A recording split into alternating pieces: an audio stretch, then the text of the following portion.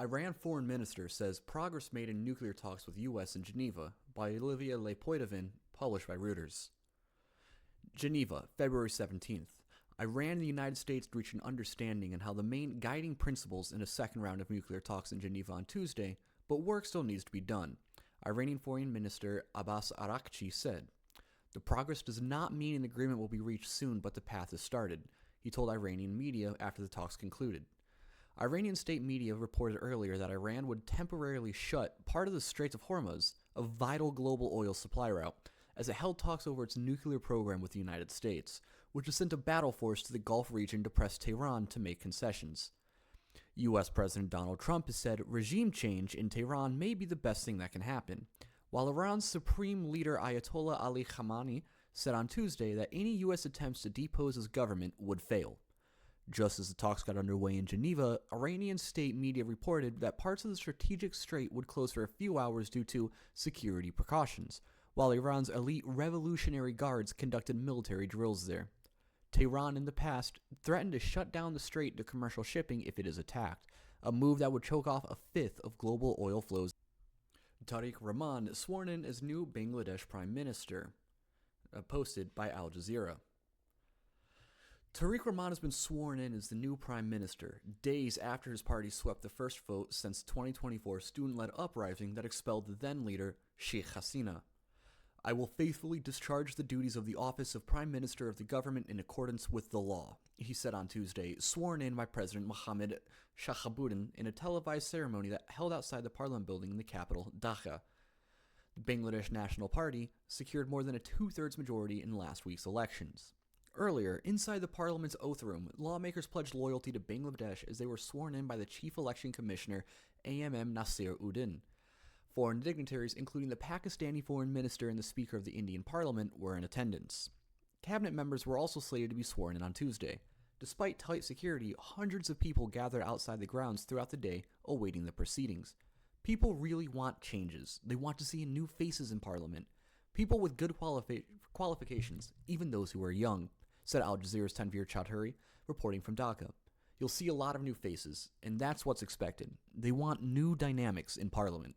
The BNP and its allies won at least 212 seats. Elections were held in 299 constituencies in the 350-seat parliament, giving it a strong majority, while the Jamaat-e-Islami and its allies won 77 seats. Hasina's Awami League was banned from participating. Rahman is taking over from an interim government that led the country for 18 months after Hasini's ousting. We will also be tasked with implementing the July National Charter, which contains 80-plus prospective reforms of Bangladesh's governance system.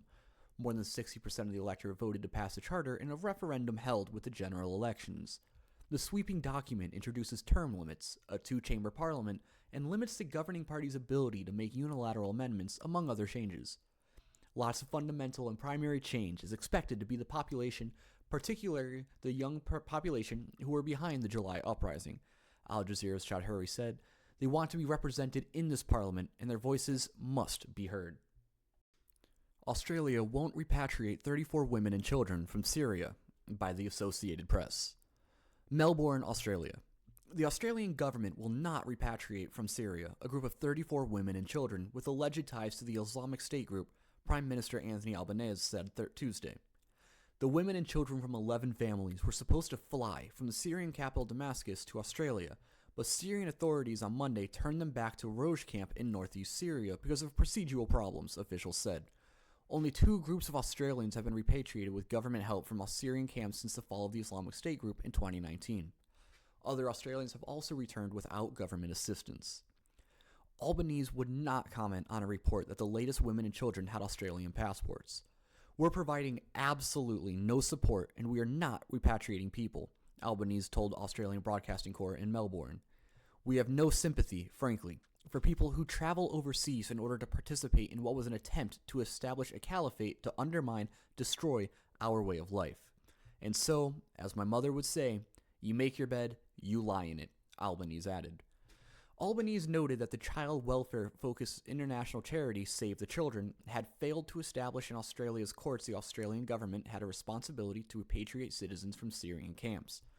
After the federal court ruled in the government's favor in 2024, Save the Children, Australia Chief Executive Matt Tinkler, argued the government had a moral, if not legal, obligation to repatriate families.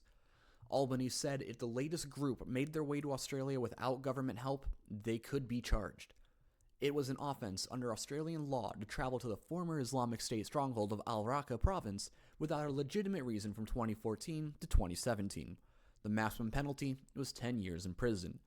It's unfortunate that children are impacted by this as well, but we are not providing any support. And if anyone does manage to find their way back to Australia, then they'll face the full force of the law, if any laws have been broken, Albany's added. The last group of Australians to be repatriated by Syrian camps arrived in Sydney in October 2022. They were 4 mothers, former partners of Islamic State supporters, and 13 children. Australian officials had assessed the group as the most vulnerable among 60 Australian women and children held in Roj camp, the government said at the time. 8 offspring of 2 slain Australian Islamic State fighters were repatriated from Syria in 2019 by the conservative government that preceded Albanese's center-left Labour Party administration. The issue of Islamic State supporters resurfaced in Australia after the killings of 15 people at a Jewish festival at Bondi Beach on December 14th. The attackers were allegedly inspired by IS. Netflix hopes WBD Paramount talks will finally resolve this matter, but rates David Ellis and Company for misleading Warner shareholders. Written by Jill Goldsmith, published by Deadline. Netflix slammed Paramount's antics and blasted the David Elias and Company for misleading Warner Bros. Discovery shareholders on the regulatory landscape in an aggressive defense of its own WBD deal.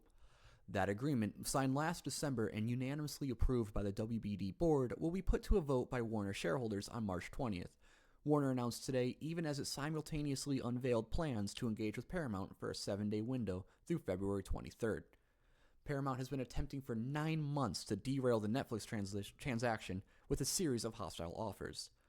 Throughout the robust and highly competitive strategic review process, Netflix has consistently taken a constructive, responsive approach with WBD, in stark contrast to Paramount Skydance. While we are confident that our transaction provides superior value and certainty, we recognize the ongoing distraction for WBD stockholders in the broader entertainment industry caused by PSKY's antics. Accordingly, we granted you, motherfucker. Why? Alright. Accordingly, we granted WBD a narrow 7-day waiver of certain obligations under our merger agreement to allow them to engage with PSKY to fully and finally resolve this matter, Netflix said. This does not change the fact that we have only signed board-recommended agreement with WBD, and ours is the only certain path to delivering value to WBD stockholders. It insisted, zeroing in on regulatory approvals. Netflix is confident that our transaction, a largely vertical merger of complementary assets, has a clear path to timely regulatory approval, it said. Netflix and WBD have each submitted their Hart-Scott-Rodino filings and are engaged constructively with competition authorities globally, including the DOJ, state attorneys general, the European Commission, and the UK Competition and Markets Authority. By contrast, PSKY has repeatedly mischaracterized the regulatory review process by suggesting its proposal will sail through, misleading WBD stockholders about the real risk of the regulatory challenges around the world. WBD stockholders should not be misled into thinking that PSKY has an easier or faster path to regulatory approval. It does not, said the streamer led by Ted Sarandos and Greg Peters. It ridiculed Paramount for publicizing routine checkpoints to exaggerate progress. For example, PSKY cited securing German FDI clearance on January 27, 2026 as evidence for the regulatory certainty. In fact, Netflix received German FDI clearance on the very same day. It anticipated scrutiny on foreign funding behind PSKY's bid, namely the Middle East sovereign wealth funds that will be passive investors. It insisted regulators will focus on horizontal overlaps, 2 of the 5 major Hollywood studios, 2 major news networks, and the impact on competition, job losses, reduced output, and downward pressure on wages for film and television workers, with pain set to result from the high debt of the combined company. Paramount has predicted up to $6 billion in cost savings. Much of that is likely to be realized through layoffs. Netflix, instead, calculates that the leverage of a combined para-WBD leverage could require as much as $16 billion in cuts. It claimed PSKY, which is set to release its latest quarterly earnings report, is already undershooting its financial projections. Paramount and Skydance merged last August. This extraordinary execution risk and track record for operational underperformance could impact PSKY's ability to fund and close the transaction, it said.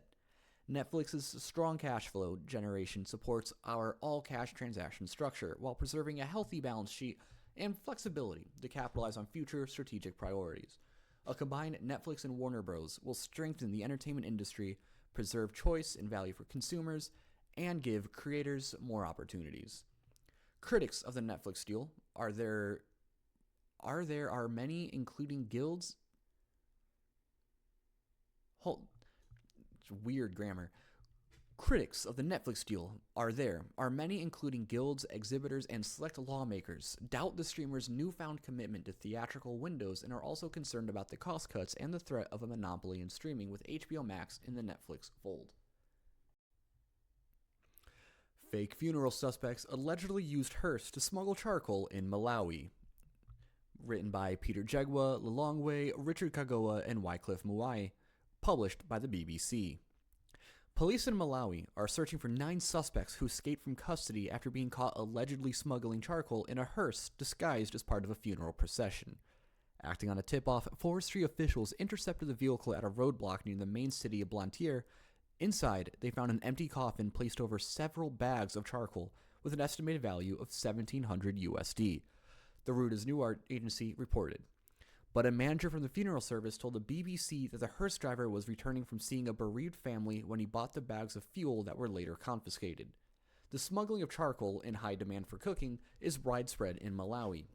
William Mitembe, a forestry official, told local media that the weekend's operation was the most complex illegal charcoal trafficking case in the country's history. About 30 bags of charcoal concealed underneath an empty coffin were seized during a routine roadblock in Chikwawa district, about 40 kilometers south of Blantyre, another forestry official, Hector Nikawai, told Reuters. But in an interview with the BBC, the company manager of the affected funeral service had a different version of events. Patrick Dimba said that a hearse driver had been sent to a family with 2 coffins in order for them to select one. It was on his way back with the remaining empty coffin that the driver bought 11 bags of charcoal. According to Dimba, there were no other passengers in the hearse when it was stopped at the checkpoint. However, a police spokesman told Reuters that 9 suspects remain at large and have not been charged. Nikawi said the suspects were briefly detained, but later escaped custody, leaving behind the impounded hearse.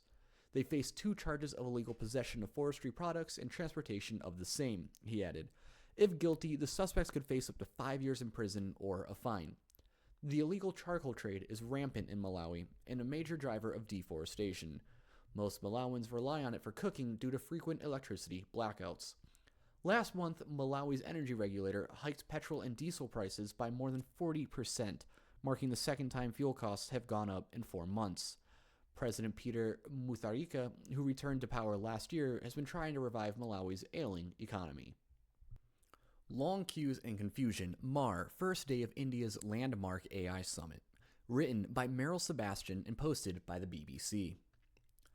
India's AI Impact Summit, billed as a landmark gathering of global leaders and technology executives, was overshadowed by logistical chaos on its opening day in Delhi on Monday. Participants complained about long queues, overcrowding, and confusion at the venue, saying they had to wait for hours. Some also reported limited access to food and water and said their products were stolen from their stall. The 5-day summit, inaugurated by PM Narendra Modi, is being promoted as the first major international AI meeting hosted in the global south. On Tuesday, India's Information Technology Minister Ashwini Vaishnaw apologized to exhibitors for any issue or inconvenience. More than 100 countries are taking part, with technology leaders including Sam Altman of OpenAI and Sundar Pichai of Alphabet Incorporated expected to attend. Speaking at the inauguration, Modi said the summit showcased the extraordinary potential of AI, Indian talent, and innovation, adding that India aimed to shape solutions not just for India, but for the world. Vaishnaw said the summit intended to look at both the benefits and harms of AI. In the next few days, we are basically looking at and measuring what AI's impact on human society is going to be, he said.